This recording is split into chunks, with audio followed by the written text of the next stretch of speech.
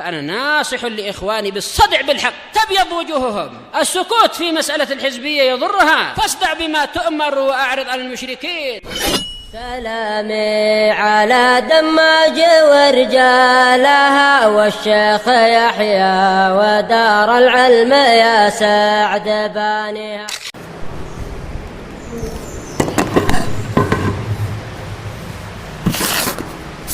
بسم الله الرحمن الرحيم. إن الحمد لله نحمده ونستعينه ونستغفره ونعوذ بالله من شرور أنفسنا ومن سيئات أعمالنا. من يهده الله فلا مضل له ومن يضلل فلا هادي له. وأشهد أن لا إله إلا الله وحده لا شريك له وأشهد أن محمدا عبده ورسوله sallallahu alaihi wa ala alihi wasallam. Amma ba'd. Pada pertemuan yang lalu telah kita ambil pembahasan mengenai khisal sayyi'ah, perangai yang buruk. Perangai-perangai yang buruk diantaranya adalah hajar, memutus hubungan dengan seorang muslim.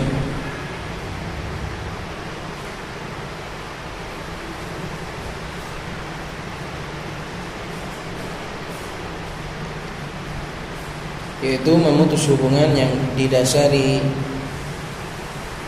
permasalahan-permasalahan duniawiyah, bukan karena perkara agama. Bukan karena perkara agama. Ini adalah merupakan perangai yang buruk, merupakan sifat yang buruk, yaitu memutus hubungan dengan seorang muslim disebabkan karena hawa nafsu. Karena syariat mengizinkan untuk meluapkan kekesalan dan kebencian hanya maksimal selama 3 hari, tidak lebih. Qala Syekh Abdullah wafaqahu taala,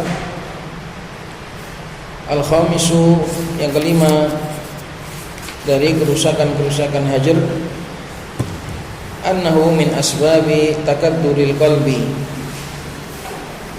bahwasanya menghajar, memutus hubungan ini adalah merupakan sebab keruhnya hati. Hati itu akan semakin keruh. Hajar itu sendiri adalah diakibatkan oleh keruhnya hati. Lah kalau dibiarkan terus menerus mengeruh, maka akan semakin busuk, akan semakin mengendap banyak dari keruhan-keruhan tersebut. Aku ikhwah. Jadi di sini dikatakan hajar akan menyebabkan hati keruh. Sebenarnya hajar itu sendiri adalah disebabkan oleh keruhnya hati. Kalau hatinya keruh, akhirnya menjadikan dia menghajar dan memusuhi saudaranya.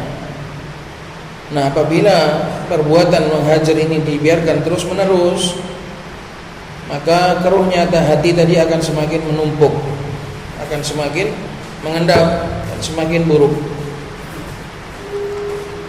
Dan tahu sendiri betapa besarnya kedudukan hati di dalam kehidupan. Kalau hatimu mengeruh, maka kehidupanmu pun seluruhnya akan menjadi keruh. Kehidupan menjadi keruh, kehidupan menjadi berantakan. Ini adalah bermula dari keruhnya hati. Maka kita sarankan, kita nasihatkan kepada diri kita sendiri dan kepada kawan-kawan semua untuk membersihkan hati, melapangkan hati, melapangkan dada. Kadang masalah-masalah itu timbul, itu adalah karena sempitnya hati kita. Hidup ini sudah berat, maka akan lebih berat lagi ketika kita hadapi dengan hati yang sempit, dengan hati yang keruh. Kinerja hati akan semakin berat. Kinerja hati akan semakin berat. Hati yang sehat saja menghadapi hidup ini sudah cukup keberatan karena banyaknya ujian dari Allah Subhanahu wa taala. Apalagi dihadapi dengan hati yang keruh. dihadapi dengan hati yang keruh, maka akan semakin berat kehidupan ini. Maka cobalah untuk mengawali perbaikan dari memperbaiki hati. Paling tidak dari memulainya dari melonggarkan dan melapangkan dada. Tidak semua harus kita tanggapi dengan hati yang, tidak semua harus menjadikan hati kita terluka. Kita juga butuh pulih, kita juga butuh sehat, kita juga butuh hidup yang damai. Kalau enggak, semua kehidupan nanti akan menjadi duri. Semua langkah kita akan tertusuk onak dan duri dalam hidup ini. Dari tetangga, dari teman, dari anak, dari istri, dari suami, semuanya nanti akan menjadi duri kalau hati kita ini keruh. Kalau hati kita ini kotor, kalau hati kita ini keruh, maka akan sulit di dalam memproses dan mencerna kehidupan, sehingga semuanya akan berubah menjadi onak dan duri. Ibaratnya seperti ginjal. Ginjal itu kalau terlalu banyak yang harus disaring, maka kinerja ginjal akan semakin berat. Lama-lama nanti akan menjadi rusak. Waliyadzubillah. Hati juga seperti itu. Kalau dipakai untuk terlalu berat dalam menyaring masalah-masalah kehidupan ini, maka kinerja hati akan semakin berat. Maka longgarkan, besarkan rongga-rongganya, supaya masalah-masalah itu terbuang. Jangan kecilkan setelannya. Kalau kamu terlalu mengecilkan setelannya, nanti masalah-masalah kecil akan ikut tersaring dan terendam. Hidup kita terlalu berharga untuk menyaring masalah-masalah kecil, untuk mempermasalahkan masalah-masalah sepele, mempermasalahkan masalah-masalah kecil. Hidup kita ini terlalu berharga. Sayang hidup kita ini kalau kita pakai untuk mengurusi masalah-masalah sepele, masalah-masalah kecil kita permasalahkan, kita pikir terlalu dalam. Akhirnya hati kita akan semakin keruh dan semakin berat. Tidak sadar tiba-tiba kehidupan kita telah hancur. Maka longgarkan sedikit saringan yang ada di dalam hatimu. Tidak semua masalah sepele harus kamu pikirkan. Tidak semua masalah sepele harus kamu permasalahkan dengan teman-temanmu. Karena itu akan menjadi berat. Itu akan menjadi kinerja hati semakin berat. Waqad qala ba'du ibadillahi sholihin wa la taj'al fi qulubina ghillan lil ladzina amanu rabbana innaka ra'ufur rahim. Dan sungguh telah berkata sebagian hamba Allah yang saleh, di antara doa mereka adalah wala taj'al fi qulubina ghillan lil ladzina amanu. Ya Allah, janganlah Engkau jadikan di dalam hati-hati kami ghil, kotoran, kedengkian. Karena tadi tugas hati sendiri adalah untuk menyaring. Tugas hati sendiri untuk mengolah kehidupan ini. Lah kalau di saringannya sendiri terdapat kotoran, terdapat ghil, terdapat bintik-bintik hitam, noda-noda hitam, maka yang seharusnya bersih akan menjadi kotor. Lawang saringannya kotor, saringannya saja kotor, maka air yang dihasilkan atau sesuatu yang disaring pun akan semuanya menjadi kotor. Makanya termasuk doa yang harus kita panjatkan adalah wala taj'al fi qulubina ghillan lil ladzina amanu. Ya Allah, janganlah Kau jadikan di dalam hati-hati kami ghil, kedengkian terhadap orang-orang yang beriman. Rabbana innaka ra'ufur rahim. Wahai Rabb kami, sesungguhnya Engkau adalah Maha Rauf, Maha Rahim.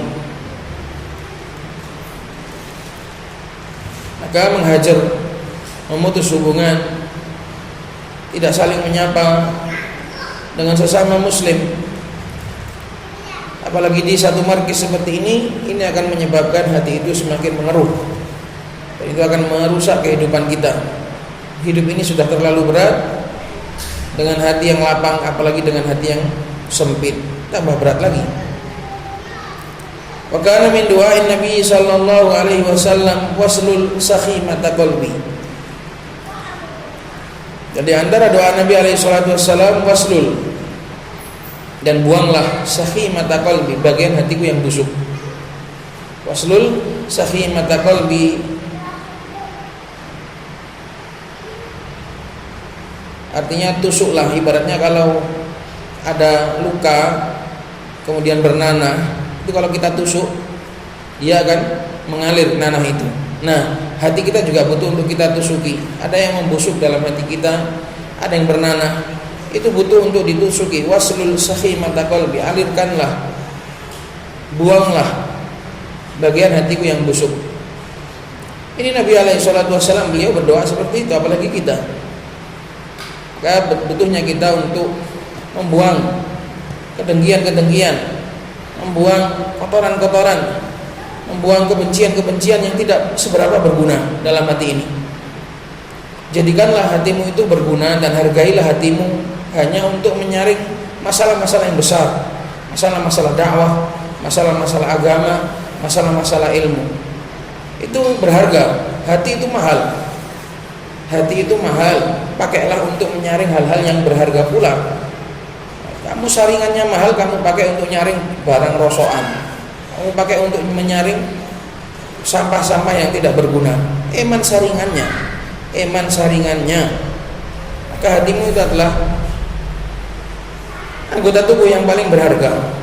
Jangan dipakai untuk menyaring, jangan dipakai untuk menampung semua masalah. Ada kalanya masalah itu dibocorkan, ada kalanya masalah itu tidak perlu disaring, biarkan lewat gitu saja, cukup disenyumin saja.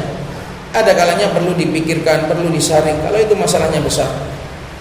Nah, termasuk hal-hal yang menjadikan kita itu menghajar saudara kita adalah karena kita itu terlalu mengecilkan saringan hati kita tadi. Masalah-masalah yang sepele, masalah-masalah dunia. Dunia itu kan hina, dunia itu kan ringan, dunia itu kan dina. Dunia itu sangat sepele di mata Allah Subhanahu wa taala. Seharusnya kita juga menyepelekan, jangan terlalu diambil hati selama itu urusannya adalah urusan dunia. 3 hari saja sudah cukup untuk menyembuhkan dan membuang luka di dalam hati ini, kalau itu selama itu adalah urusannya dunia. Tapi kalau urusannya agama, urusan yang besar, urusan yang berharga, nah itu gak apa-apa kamu tampung, kamu saring, kamu tampung di dalam hatimu. Tapi kalau masalah-masalah kecil ini perlu dibocorkan, perlu dibuang. Waslul sakhimata qalbi. Di antara sakhimatul qalb, busuknya hati adalah ketika hati itu dipakai untuk menampung masalah-masalah yang sepele, masalah-masalah dunia. Biarkan saja, buang saja sudah. Kedengkian-kedengkian dalam hati terkait dengan urusan dunia ini. Waqad taqaddamal haditsu bitamamihi. Telah terdahulu hadis ini dengan secara sempurna. Maka pakailah hatimu untuk menyaring hal-hal yang penting dari urusan agama, jangan untuk urusan dunia. Karena kalau nggak gitu nanti lama-lama akan kebalik. Urusan dunia yang sepele kita jadikan sebagai dendam kusuman. Urusan agama yang besar malah kita sepelekan. Ini rata-rata seperti itu nanti. Ya, seharusnya masalah agama harus kita prioritaskan. Kemudian urusan-urusan dunia, problem-problem dunia dengan kawan-kawan kita itu kita kesampingkan. Dengan itu hati kita akan menjadi sehat bi'idznillah ta'ala. Maka ini dampak buruk dari hajar yang kelima adalah menyebabkan hati kita semakin keruh. Qalat wa ba'dun nasi yakunu min ahli khairi walakin khada'ahu syaitan an yahjura akhahul muslima min ajli maqasida dunyawiyatin. Dan sebagian orang ada yang sebenarnya dari orang yang baik tapi tertipu oleh setan, terayu oleh hawa nafsu, sehingga dia menghajar saudaranya muslim beralasan dengan tujuan dunia, beralasan dengan tujuan duniawi. Walam yadri idama hajril muslim wa annahu yatarattabu alaihi umurun azimatun. Dan dia tidak tahu betapa bahayanya menghajar seorang muslim, betapa besarnya menghajar seorang muslim, dan bahwasanya hal itu akan menimbulkan perkara-perkara yang sangat besar pula. Yatarattabu alaihi, akan terdampakkan darinya umurun azimah, perkara-perkara yang besar. Maka ini termasuk bahayanya menghajar, bahayanya memutus hubungan gara-gara urusan duniawi. As-sadisu, yang keenam dari mafasid, kerusakan-kerusakan menghajar, annahu hadmun lihaqqil muslimi fa innal muslimina awliya'u wa kalimatuhum wahidah.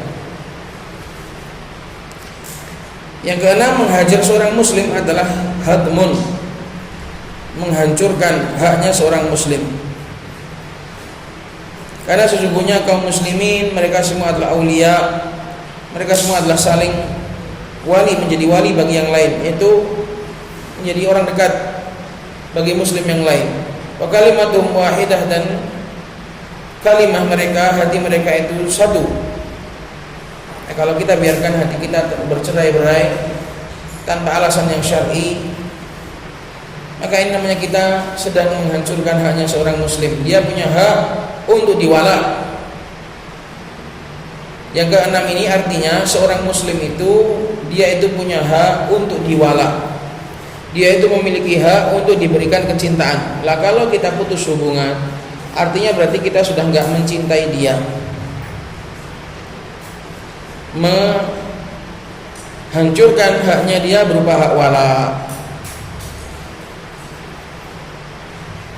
Itu makna dari poin yang keenam ini, menghancurkan hak seorang muslim berupa wala. Fa innal muslimina auliya, artinya kaum muslimin itu memiliki hak untuk kita wala, untuk kita cintai sesuai dengan kadar keimanan mereka.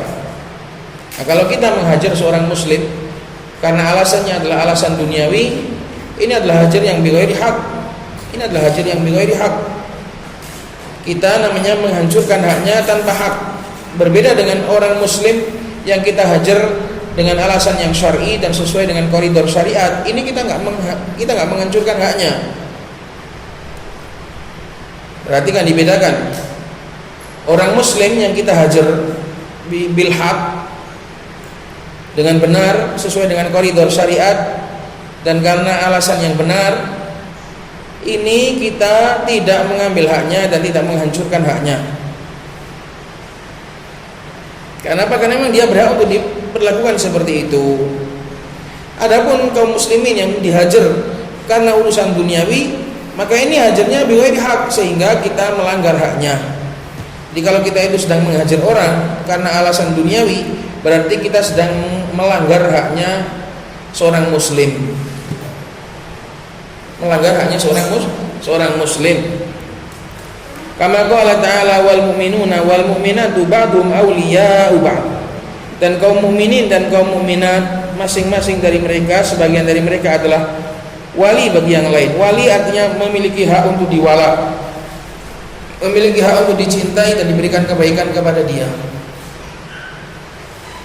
Ya'muruna bil ma'ruf, mereka akan memerintahkan kepada kebaikan.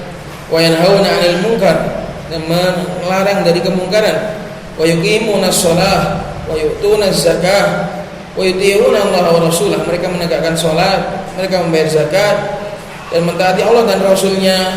Ulaika sayarhamuhumullah, mereka itulah orang-orang yang akan dirahmati oleh Allah. Innallaha azizun hakim, sesungguhnya Allah itu maha aziz, maha tinggi, lagi maha hakim, maha memiliki hikmah. Aziz memiliki izzah, memiliki kekuatan, memiliki kebijaksanaan. Wa qala ta'ala innamal mu'minuna ikhwah. Allah Subhanahu wa taala juga berfirman innamal mu'minuna ikhwah. Ini pembatasan. Kaum mukminin tidak ada lain melainkan mereka itu adalah bersaudara. Innamal, hanya saja kaum mukminin ini ikhwah, bersaudara. Jadi enggak ada yang lain, tidak ada khabar yang lain. Innamal mu'minuna, al mu'minuna sebagai mubtada, ikhwah khabar, tidak ada khabar yang lain. Mereka hanyalah saudara. Nah, kalau kita menghajar tanpa hak, berarti kita melanggar persaudaraan ini. Wa fi sahihaini min hadits Nu'man bin Bashir qala Rasulullah sallallahu alaihi wasallam mathalul mu'minina fi tawaddihim wa tarahumihim wa ta'atufihim kamathalil jasadil wahid idza ishtaka minhu udwun tada'a lahu sa'irul jasadi bil humma was sahar. Dalam sahihain dari hadits Nu'man bin Bashir, Rasulullah sallallahu alaihi wasallam bersabda, perumpamaan seorang mukmin, perumpamaan kaum mukminin di dalam kecintaan mereka, kasih sayang mereka dan kelembutan mereka adalah seperti satu jasad. Jika sebagian dari jasad tersebut merasa sakit, udwun, satu anggota tubuh merasa sakit, tada'a, maka seluruh anggota tubuh yang lain akan saling memanggil dengan humma, dengan demam, dan juga dengan begadang, nggak bisa tidur. Kalau tangannya sakit maka matanya juga nggak bisa tidur. Kalau kepalanya sakit, kalau kakinya sakit, semua jasad akan terbangun. Wa fi sahihaini aidan min hadithi Abi Musa al-Asy'ari radhiyallahu ta'ala anhu qala Rasulullah sallallahu alaihi wasallam al-mu'minu lil mu'mini kal bunyan yashuddu ba'duhu ba'dahu. Seorang mukmin bagi mukmin yang lain adalah seperti ibaratnya satu bangunan. Bangunan itu masing-masing akan saling menguatkan. Sisi sebelah selatan akan menguatkan sebelah barat dan juga menguatkan sebelah timur. Sisi timur akan menguatkan sebelah selatan dan juga sebelah utara. Itu saling mengelilingi dan saling menguatkan. Wa syabbaka baina asawi Rasulullah sallallahu alaihi wasallam, syabbaka menggabungkan antara jari jemari beliau, antara yang kanan dan kiri saling dirapatkan. Seperti itulah seharusnya sifat seorang mukmin. Wa fi sahih al-Bukhari, dalam sahih al-Bukhari min hadits Anas radhiyallahu ta'ala anhu qala, dari hadisnya Anas beliau mengatakan qala Rasulullah sallallahu alaihi wasallam unsur akhaka zaliman aw madluman, tolonglah saudaramu baik dalam kondisi zalim ataupun dalam kondisi madlum. Qala ansuru idza kana madluman, sebagian sahabat mengatakan Rasulullah, aku bisa menolongnya kalau dia sedang dizalimi. Fa kaifa idza kana zaliman, bagaimana kalau dia itu dalam kondisi zalim, gimana cara nolongnya? Qala tahjuzuhu minadh-dhulm, kau halangi dia dari kedzaliman, kau ingatkan, kau nasihati dia dari kedzalimannya, kau nasihati dia dari kesalahannya, kau halangi dia dari kesalahannya. Fa inna dzalika nasruh, itulah bentuk menolong orang yang zalim. Orang zalim juga butuh ditolong, orang salah juga butuh ditolong, sebagaimana orang madlum butuh ditolong. Wal muwalatu fillahi wal bughdu fillahi wajibun syar'an. Sedangkan loyal karena Allah dan benci karena Allah, ini hukumnya adalah wajib secara syariat dan juga secara akal. Karena kita nggak punya patokan untuk mencintai dan membenci kalau nggak agama. Kalau patokannya dunia, ini nggak stabil. Cinta dan benci kita kalau patokannya itu dunia nggak akan stabil. Satu-satunya patokan yang stabil untuk mencintai dan membenci adalah Allah Subhanahu wa ta'ala, karena Allah tidak berubah-ubah. Maka dalam hidup ini kita pasti butuh untuk mencintai dan membenci, itu pasti. Mencintai itu nggak akan bisa, membenci itu juga nggak akan bisa. Di dalam hidup ini pasti ada mencintai dan ada membenci. Nah, tolak ukurnya apa? Kalau tolak ukurnya dunia, nanti nggak stabil, nggak akurat, dan nggak paten.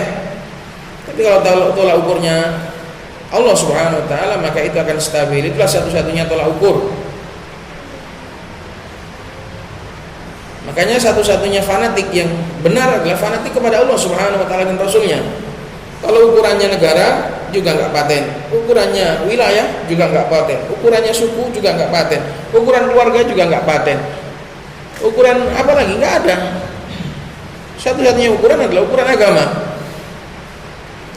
Maka secara akal, secara syariat, secara apa saja, mencintai dan membenci itu harus karena Allah Subhanahu wa ta'ala.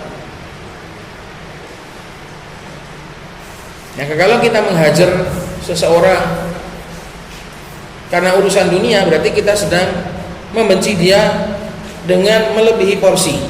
Perhatikan, kalau kita menghajar seseorang, memutus hubungan dengan seseorang disebabkan karena urusan dunia, berarti artinya kita membenci dia itu melebihi porsi. Karena porsinya seharusnya boleh seseorang itu benci, namanya manusia, beda darah, beda daging, gak mungkin kita cocok dengan kawan kita dalam segala urusan. Pasti ada sedikit gak cocoknya, pasti ada sedikit gak sukanya, beda perangai, beda watak, beda adat kebiasaan, beda karakter, pasti ada sisi ketidakcocokannya. Tapi setidak cocok-cocoknya kita itu harus kita takar, ada batasannya. Kamu gak harus senyum sama semua orang, kamu gak harus akrab dengan semua orang. Karena al-arwahu junudun mujannada, pasti akan sesuai dengan karakter masing-masing. Yang sesuai akan berkawan, yang tidak sesuai akan lari. Tapi harus disesuaikan dengan syariat. Batas kamu lari, batas kamu menjauh dari kawanmu tadi adalah jangan sampai tidak menyapa dan tidak mengucapkan salam, jangan sampai memutus hubungan. Kamu gak berkawan dengan dia gak apa-apa, kamu gak dekat dengan dia gak apa-apa, kamu gak ngobrol dengan dia juga gak apa-apa, tapi jangan sampai memutus hubungan. Ketika ketemu di jalan harus nyapa, atau dengan hal-hal yang pokoknya difahami kamu bukan memutus hubungan. Karena apapun alasannya, kalau itu selama itu adalah urusan dunia, kalau kamu memutus hubungan, itu sudah jelas salah. Itu jelas salah. Kamu boleh menjauh, kamu boleh nggak akrab, nggak kawan, nggak dekat, nggak ngobrol, nggak berguru, nggak menjadikan dia murid, boleh. Tapi jangan sampai memutus hubungan. Itu ya, kawan. Maka apapun kondisinya di markis ini, semua masih insya Allah masih dalam batas gak boleh untuk dihajar. Apapun kondisinya gak boleh untuk dihajar. Karena hajar nanti ada dua, hajar karena masalah dunia atau hajar masalah agama. Kalau hajar masalah agama, itu nanti harus tanya kepada saya. Di tempat ini, kalau mau menghajar urusan agama, itu harus konfirmasi, harus ditanyakan dahulu, benar apa enggak, sesuai apa enggak. Karena di sini ada yang mengurusi, nggak boleh masing-masing mengambil sikap kemudian menghajar kawannya. Nggak boleh,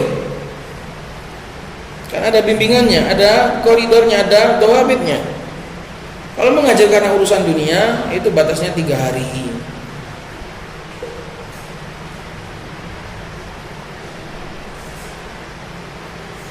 Maka muwalah, al-wala wal bara, al-muwalah wal bughd fillahi ta'ala wajibun syar'an, wajib secara syara' dan juga secara akal. Fa innahu min mukammilatil iman, karena sesungguhnya bab ini adalah termasuk penyempurna iman yang wajib, bukan penyempurna iman yang sunnah.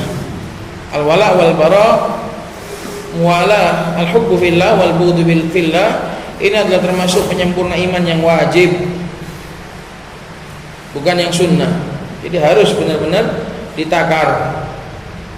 Wa bisababi adami ma'rifatihima saral aduwwu waliyan wal waliyyu aduwan, dan dengan sebab kurangnya pengetahuan terhadap keduanya, masalah wala wal bara, maka menjadilah akibatnya musuh yang seharusnya dimusuhi berubah menjadi kawan dekat, dan kawan dekat yang seharusnya dicintai berubah menjadi musuh karena nggak paham dawabit, nggak paham tentang masalah wala wal bara.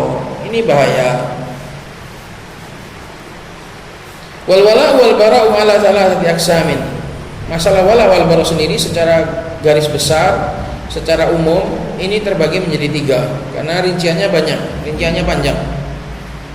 Al-awwal, yang pertama, minhum man yastahiqul wala al-mutlaqo. Di antara manusia itu ada yang berhak untuk mendapatkan kecintaan yang sempurna. Al-wala al-mutlaq artinya kecintaan yang sempurna. Wa humul ladzina tamahhada khairuhum, yaitu mereka-mereka yang kebaikannya itu memurni, tamahhada, mendominasi. Ya, semua orang pasti punya keburukan, tapi ada orang yang keburukannya itu sudah kita tutup. Maka ini wajib diwala. Tidak berhak untuk dibarok sedikit pun. Yaitu orang-orang yang mereka itu kita kenal, mereka itu adalah orang-orang yang baik, orang-orang yang berusaha baik, orang yang benar-benar berusaha berada di atas syariat Allah Subhanahu wa taala. Maka ini berhak untuk mendapatkan kecintaan yang sempurna. Enggak boleh ada baroknya sedikit pun. Kalaupun ada, ini enggak dianggap.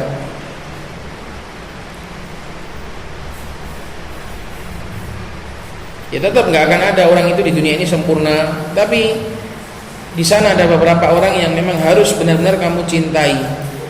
Kebencianmu harus kamu kesampingkan.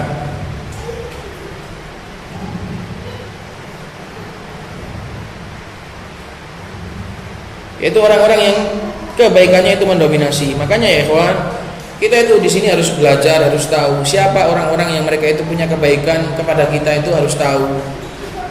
Bertingkat-tingkat mereka itu, mulai orang yang kebaikannya banyak hingga kebaikannya sedang. Nah ini kalau seandainya mereka itu salah, ini kesalahan mereka bukan berarti kita suruh membenarkan. Saya nggak menyuruh untuk membenarkan kesalahan orang-orang yang bersalah, tapi harusnya kita lihat di sini tuh ada orang-orang yang mereka itu punya jerih payah, punya andil besar memberikan kebaikannya kepada kita, bahkan kebaikannya kita rasakan siang dan malam, baik itu dengan ilmu mereka atau dengan harta mereka atau dengan kerja keras mereka, dengan upaya mereka. Itu mereka itu ada di sini orang-orang seperti itu. Nah, kalau kita itu seandainya melihat mereka itu salah atau mereka pernah menyakiti kita, pernah mendolimi kita, tolong yang seharusnya kita itu bencinya 90% itu dikurangi jadi 70 saja, karena kita ingat kebaikannya gitu. Nggak kita ingkari. Di sini ada beberapa orang itu siang dan malam kita mengambil kebaikannya, kita mendapatkan kebaikan dari dia. Di antaranya Ustaz rahimahullah taala, ini orang nggak boleh kita benci. Guru-guru kita, para pengurus yang ada di sini, kita siang malam mengambil kebaikan mereka, siang malam makan kebaikan mereka. Maka kalau seandainya mereka itu salah, seandainya mereka itu membuat hati kita itu terluka, itu mau kita timbang antara kebaikan yang kita terima dari mereka dengan kesalahan mereka. Dengan demikian seorang akan bersikap adil. Dengan demikian seorang akan bersikap adil, seimbang di dalam menakar suatu masalah. Itu caranya ya kawan. Itulah orang-orang yang tamahhadha khairuhum. Tidak kita ingkari mereka punya salah, namanya manusia, punya kesalahan, punya keburukan. Siapa di dunia ini manusia yang sempurna? Tapi ingat, mereka punya kebaikan yang mendominasi. Kebaikannya kita rasakan, kebaikannya kita dapat dari mereka siang dan malam. Maka taruhlah seandainya mereka salah, taruhlah mereka mendolimi kita, maka kita kurangi sedikit kadar kebencian kita. Kita timbang lagi dengan kebaikan yang mereka berikan kepada kita. Dengan itulah seseorang dikatakan orang yang sportif, orang yang benar-benar adil dalam menimbang masalah. Itu ya. Karena saya lihat kawan-kawan di sini, sebagian mereka nggak paham tentang hal ini, nggak bisa menundukkan mana orang-orang yang nggak boleh dibenci, mana orang-orang yang kesalahannya itu dimaafkan. Kalau itu hanya masalah-masalah pribadi, nggak tahu mereka. Makanya harus belajar ya kawan, mendudukkan orang. Anzilun nas manazilahum, dudukanlah manusia sesuai dengan kedudukan mereka. Ingat, di tempat yang kita tempati itu ada orang-orang yang mereka itu kebaikannya kita selalu kita dapat. Ini berlaku untuk skala markis seperti ini, juga berlaku untuk skala keluarga. Misalnya seorang anak mendapati orang tuanya salah, mendapati orang tuanya mendolimi dia, mendapati orang tuanya berbuat buruk kepada dia. Ini harus bisa nimbang. Orang tua ini adalah kebaikannya yang selalu kita rasakan setiap saat. Taruhlah seandainya mereka salah, kita maafkan. Ya salah kita salahkan, salah nggak boleh dibenarkan, tapi dimaafkan. Itu ya kawan, itu cara menakarnya. Maka kita kepada orang tua kita nggak boleh membenci sedikit pun. Sesalah apapun mereka, sedolim apapun mereka kepada kita, mereka adalah tetap orang tua kita yang kebaikannya nggak mungkin bisa kita balas. Nah, di dunia ini ada beberapa orang yang memang seperti itu, kebaikannya itu nggak bisa kita balas. Di antaranya adalah orang tua kita, guru-guru kita, itu kebaikannya nggak bisa kita balas. Maka seandainya mereka salah, seandainya mereka membuat kita itu sakit, mereka mendolimi kita, wajar namanya manusia, itu kita maafkan. Nah, dengan itu kita nanti akan menjadi seorang yang adil, dan kalau kita bersikap adil, Allah Subhanahu wa taala akan membalas keadilan kita dengan kehidupan yang sejahtera. Rata-rata orang itu salah karena tidak bisa dalam mengukur, tidak bisa menuduhkan orang. Kapan orang itu dibenci, kapan orang dicintai, ini nggak bisa. Maka perhatikan, di antara manusia ada yang yastahiqul wala al mutlaq. Di antara manusia ada yang berhak untuk dicintai secara mutlak. Apakah mereka nggak punya salah? Enggak, mereka punya. Tapi mereka adalah wahumul ladzina tamahhadu khairuhum. Bukan berarti mereka adalah bukan orang yang enggak punya salah. Mereka orang yang punya salah tapi kebaikan mereka itu mendominasi. Humul ladzina tamahhadu, mahab, memurni, mendominasi kebaikan mereka. Asal yang kedua, wa minhum man yastahiqul wala'a min jihatin faqat wa min jihatin ukhra yastahiqul bara'ah. Di antara mereka ada yang berhak untuk mendapatkan wala, kecintaan dari satu sisi, dan dari sisi yang lain juga berhak untuk dibenci. Wa hadza huwal muslimul fasiku. Ini adalah keadaan seorang muslim yang fasik. Seorang muslim yang banyak melakukan keburukan-keburukan. Mereka dicintai karena Islam mereka dan dibenci karena kefasikan mereka. Nah, ini tingkatannya pun berbeda-beda. Tingkatannya pun berbeda-beda. Semakin tinggi kebaikannya nanti semakin memurni, semakin buruk, semakin turun, dan semakin banyak keburukannya semakin memurni juga barok kita. Jadi harus benar-benar diatur.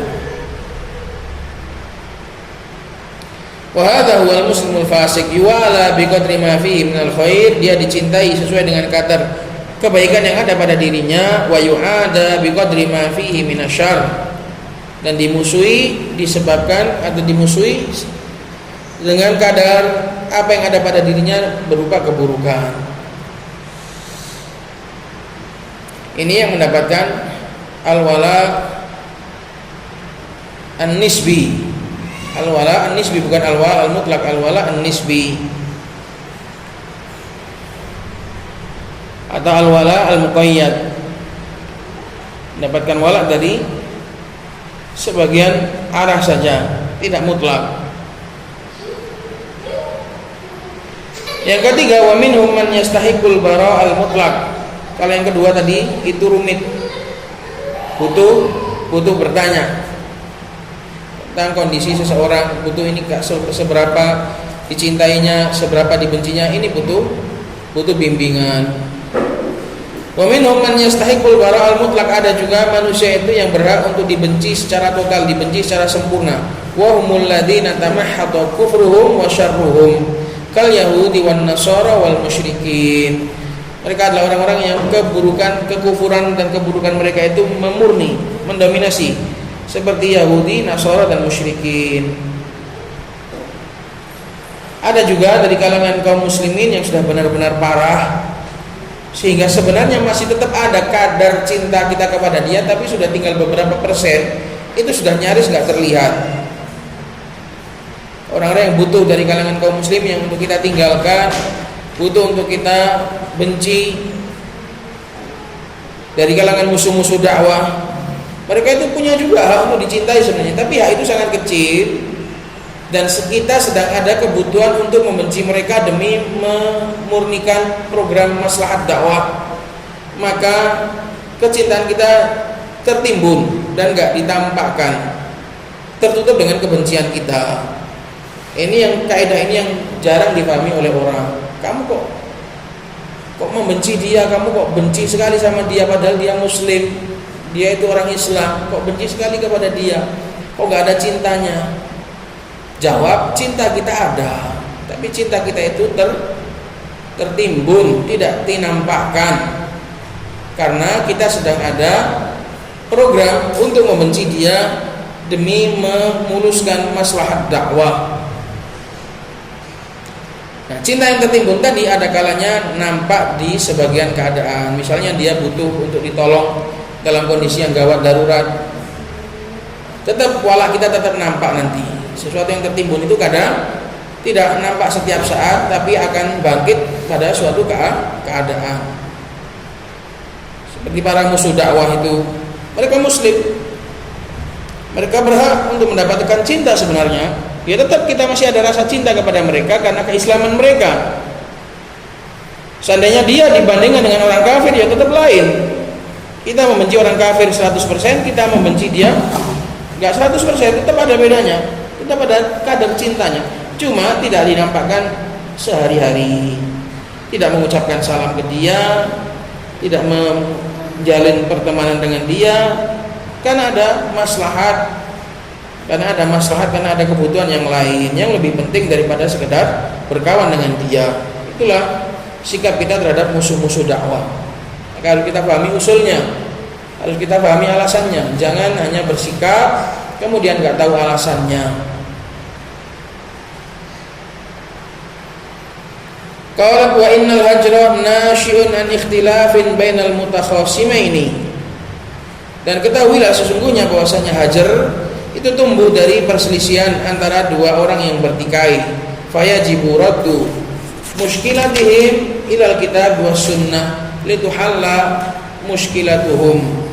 Maka kalau semua bentuk hajar itu adalah tumbuh dari pertikaian, kalau gitu wajib dikembalikan pertikaian mereka kepada Al-Quran dan As-Sunnah, wajib dihakimi sesuai Al-Quran dan As-Sunnah. Lituhalla mushkilatun, supaya persoalan mereka bisa dijabarkan, bisa dipecahkan, supaya bisa diurai. Lituhalla mushkilatun, supaya bisa diurai persoalan mereka. Maka ditanyakan, dibicarakan baik-baik. Kalau ternyata masih seandainya kita didolimi pun, seandainya kita pihak madlum pun, nggak boleh menghajar. Kata Syekh bin Baz, walaupun seandainya kita adalah benar-benar orang yang didolimi, benar-benar hak kita diambil, caranya kita nuntut hak kita ke dia, mengingatkannya dengan ayat-ayat Allah. Kalau seandainya masih juga belum dikembalikan hak kita, maka kita tetap nggak boleh menghajar. Selama urusannya itu adalah urusan duniawi, maka nggak boleh menghajar. Kamu nggak apa-apa benci dia, kamu nggak apa-apa menjauh dari dia, kamu nggak apa-apa nggak berkawan dengan dia, tapi tolong jangan hajar, karena hajar ini berat. Karena hajar ini berat.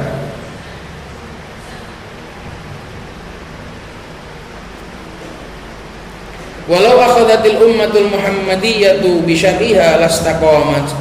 Dan seandainya kalau saja umat Nabi Muhammad ini mau mengambil syariatnya, syariat umat Muhammadiyah, lastaqamat, maka umat ini sebenarnya akan lurus. Walakin indama aradu uqibu. Akan tetapi ketika mereka itu berpaling, mereka akan dihukum. Jadi sebenarnya permasalahan kita dengan teman-teman kita dengan kawan-kawan kita, sebenarnya itu adalah hukuman dari dosa kita sendiri. Fainal jazaa min jinsil amal, karena sesungguhnya balasan itu adalah sesuai dengan amal perbuatan. Andai kita itu semua mau komitmen di atas Al-Quran Sunnah, semua mau tawadhu, semua mau merendah dan menyadari ubudiyahnya kepada Allah Subhanahu wa taala, insyaallah syariatnya Allah ini akan meluruskan kita semua. Sayang hawa nafsu itu masih bercokol dalam diri kita, masih lemahnya iman kita sehingga hawa nafsu itu masih kerap menguasai kita. Kalau seandainya kita ini ingat-ingat ubudiyah, kita ini loh hamba Allah. Hakikat menjadi hamba itu apa sih? Ya nurut. Apa kata Allah kita turuti. Tawadhu kepada Allah, merendah kepada Allah, menghamba kepada Allah, benar-benar menghamba kepada Allah, nurut dengan syariatnya Allah. Insya Allah masalah-masalah akan beres. Ya cuma ya gitu, hawa nafsu. Maka butuh belajar lebih lama lagi, butuh berdoa lebih banyak lagi, dan butuh berusaha lebih keras lagi untuk menghancurkan hawa nafsu yang ada dalam diri kita ini.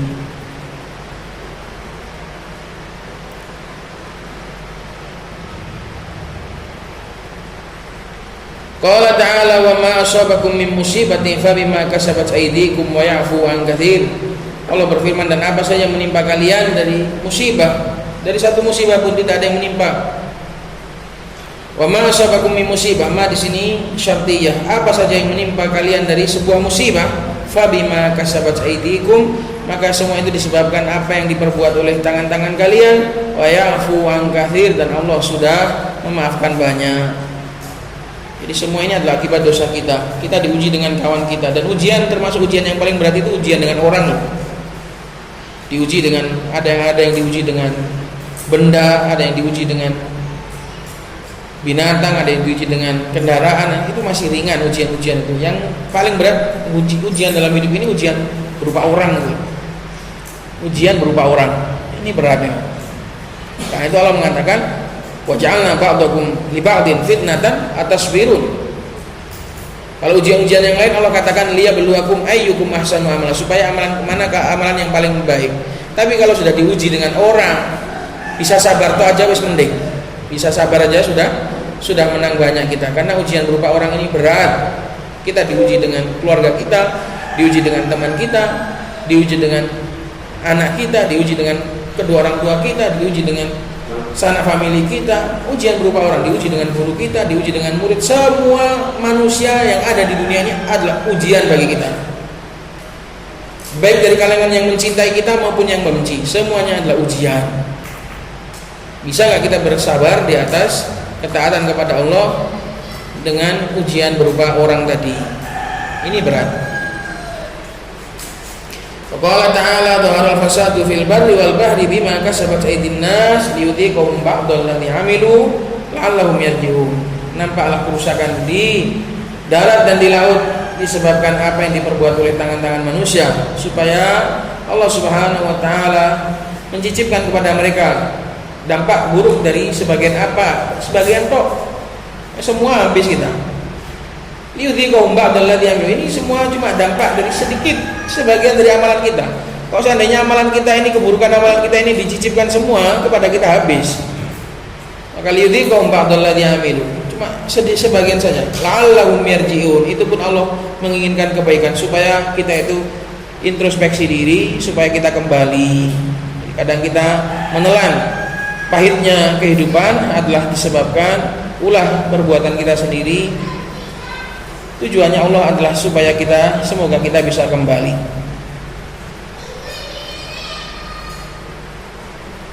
Ini keburukan-keburukan hajar.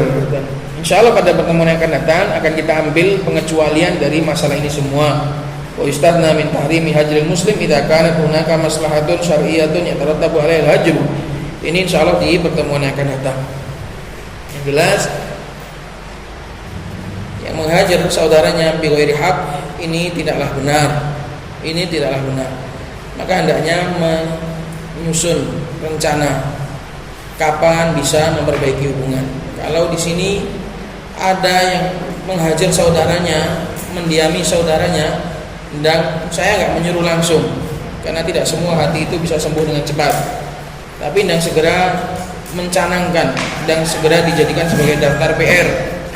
Kapan dia akan islah, kapan dia akan memperbaiki hubungan dengan saudaranya, supaya kalau mati dia sudah lepas dari bahaya ini. Itu harapan saya. Karena alhamdulillah di tempat ini tidak ada satupun orang yang saya hajar, tidak ada satupun orang yang saya benci, tidak ada satupun orang yang saya jauhi. Allahumma kecuali benci-benci yang wajar, benci-benci karena kekurangan-kekurangan tuntutan dari al-wala wal bara tadi ada tetap. Tapi kalau dibenci sampai dihajar, sampai dijauhi, sampai dimusuhi, alhamdulillah tidak ada satupun manusia di tempat kita ini, di kampung baru ini yang saya benci dan yang saya jauhi, nggak ada, insyaallah taala. Maka tidak layak untuk menghajar di tempat ini. Selama masih di tempat ini, maka tidak ada yang boleh untuk dihajar, baik itu urusan dunia ataupun urusan agama, itu semua harus disesuaikan dengan koridor syariat. Maka bagi yang masih saling menghajar, hendaknya meniatkan, hendaknya berazam, minta kepada Allah Subhanahu wa taala untuk dibukakan hatinya supaya bisa saling memaafkan dan saling memaklumi. Ingat, dunia ini hanyalah perkara yang hina, tidak layak untuk mengotori hati kita yang amat berharga. Semoga bermanfaat. Subhanakallahumma wa bihamdika asyhadu an la ilaha illa anta astaghfiruka wa atubu ilaik.